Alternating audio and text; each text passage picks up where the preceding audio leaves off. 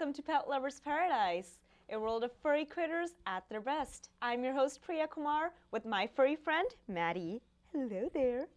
Today we have a very special guest, Pat, and her 4-year-old greyhound, Zelda. So Pat, welcome to the show. Thank you. We're happy to be here. Great to have you here. So Pat, tell us a little bit about Zelda. Well, Zelda is a 4-year-old greyhound who was a former racer. She came from Greyhound Pets of America in Middleborough, and she's a great dog.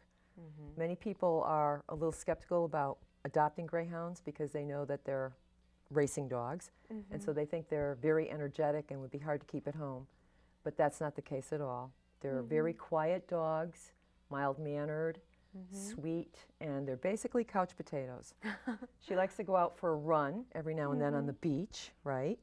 And she loves rides in the car, and she's overall a very good dog. That's wonderful. They make great pets, and they're beautiful, as you can see. So did you have Zelda since she was a baby? No, she was a racer, so she didn't come off the racetrack until she was 2 years old. Oh, okay. So we've had her for about 2 years now. And tell us something about dogs who race. What is that like? Actually, the conditions on racetracks are abominable. There is an organization that's based here in Somerville called Grey 2K, and they have been responsible for shutting down many of the racetracks here in America. I believe there are only like 8 states left that still have racetracks where they race greyhounds, and they're in the process of closing those down as well. Massachusetts is not one of them. No, Massachusetts closed down like a year ago. 2010 was the beginning of the close down in Massachusetts. That's good. These dogs, the problem is that they don't treat the dogs well. They're fed grade D meat. They're not spayed or altered because they want to keep them lean and mean for the racetracks. They're kept in crates 24 hours a day. They're only let out like 4 times to eat and relieve themselves. As a result, many of them don't know how to sit because they don't have enough room in the crate to sit. They can stand or lay down. And when you first get them from an adoption agency, they usually don't have any hair on their stomach or on their rumps or anything. They're just, and yet, even though they live under abominable conditions, they're very loving pets. They're the greatest. And Zelda here is an example. Do you think we can get her to do some tricks? They're very bright dogs. She understands words. To see her do that. Zelda, can you take a bow? Come here. This may not be easy. Zelda, take a bow. Take a pretty bow. Pat, help. Okay. Zelda, can you take a pretty bow? We have a guest. Do you want to go for a ride in the car? Who will help take us a out. bow. Take a bow. There. How pretty is that? You want this? Nope, not really. Oh, it's a piece of pork. Oh. She smells the cat on you. Oh. But they're easily trainable. When you get them, they're not housebroken, but they learn almost immediately. See, All you have to do is catch them in the act once, and that pretty much does it.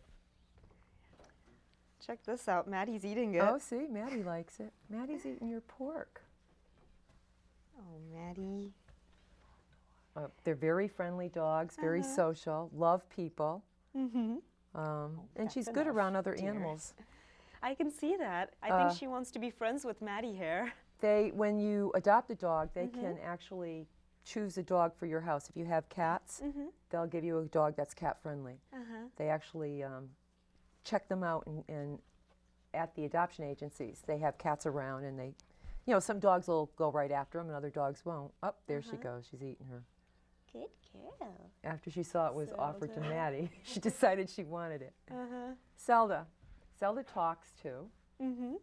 That's wonderful. Zelda. How do you get her to talk? Well, we have to tell her things that she likes, like riding in the car. Do you want to go for a ride in the car? Do you? Do you want to go for a run on the beach, Zelda? Do you want? Do you? Do you want to go for a ride in the car? Do you, Zelda? Tell us. Do you want to go for a ride in the car? You're welcome to come on stage if you'd like to help out. Zelda, you want to tell her, Pat? Zelda, let's go for a ride in the car. Do you want to take a walk? Do you want to go for a run? Do you want to go for a run on the beach? Huh? Do you want to go for a ride in the car? Tell us. Oh, what a pretty bow. You want to go for a ride? Do you want to go for a ride in the car? Let's go.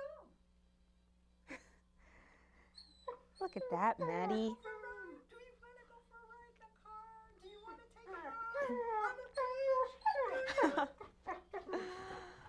Wow. So she does know words, as you can That see. is amazing. How did you teach her that? They're pretty bright. I mean, you know, we knew that this was something she liked to do. She liked getting in and out of the car. You'd say, ride in the car. Yes. And something she wants to do. So you just ask her, do you want to go for a ride in the car? Do you want to take a run on the beach? Huh? She loves running on the beach, too. Do you want to go for a run on the beach? Now that the weather is changing. Even in the winter, she'll go, and she jumps in the water and everything. No way. Do you want to go for a run on the beach? Or a ride in the car? And she doesn't get cold at all, like in the Oh, weather? she has with coats. She has like 3 or 4 coats. Oh, okay. One of them is over there. Oh, nice. Because they don't have very much fat on their bodies. Right. In fact, they hardly have any fat at all. They're mostly muscle and lots of muscle, I actually. see that. Yeah, I can see his They're- calves. Although they're a big dog, they're pretty fragile, too. Their skin is almost like paper thin. So if they hit a reed while they're running on the beach, they'll bleed. They'll bleed. And they're very fragile for being a big dog. But they're sweet. They're sweet giants, basically. What else can I tell you about them? Well, I want to know, did you ever send him to obedience school or anything? No, my or? first dog, I had a greyhound before her that unfortunately I lost to bone cancer. My first dog was a therapy dog. Okay. So she went through obedience and then she went through therapy training and she was actually tested in the facility and she was a great dog. So I'd take her into nursing homes and hospitals and it brought many, many smiles to many people's faces.